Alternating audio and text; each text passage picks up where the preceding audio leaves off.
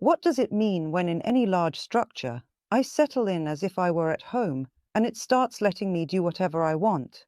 From a magical point of view, what does this say about the rights and qualities of consciousness? It means you are very much needed by this structure itself, and it allows you to do whatever you like without setting any specific conditions. Or perhaps it means that you possess a certain magical or ancestral gift and have specific currents of forces passed down through your bloodline, which the egregor, for example, does not have. You might have the current of fortune from your bloodline, and your egregor really wants to obtain the key unit that would allow it to become fortunate as well. Because if you become the key unit within the egregor, then your fortune will also spread to it. For example, you or your bloodline may have the right to money, and the egregor of your workplace also very much wants to become rich. In order to get rich, it not only needs a project to carry out, but also keys that secure the right to money within the structure of the egregor. Then, the current of money is much more likely to flow through these keys. And something might even remain within the egregor itself. Perhaps you have the right to knowledge or the right to love. And, for example, your professional egregor is connected with communication. The communication and type of activity of the egregor of your work, service, or business are, for instance, connected to and depend on how many clients come of their own free will.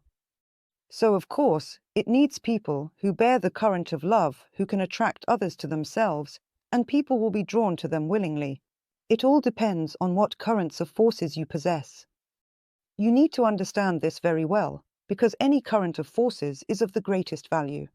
And you can demand absolutely anything from the egregor of your work, under any conditions. It will simply have to provide it, otherwise you can forbid it from using your own currents of forces.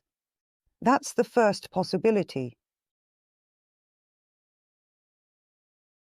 And the second possibility is a kind of deal at a low price. I give you the most favorable terms and make your life sweet today, but tomorrow I owe you nothing. So if tomorrow I need to break off relations with you, then there will be no satisfaction, no compensation, absolutely nothing. So you need to understand clearly what the egregor takes from you, what it needs, and what you should demand from it. My advice is to demand as much as possible, both for today and for tomorrow, for yourself and for your children. Let it pay if it uses your currents of forces. That would be my answer to you. And there may also be a third option.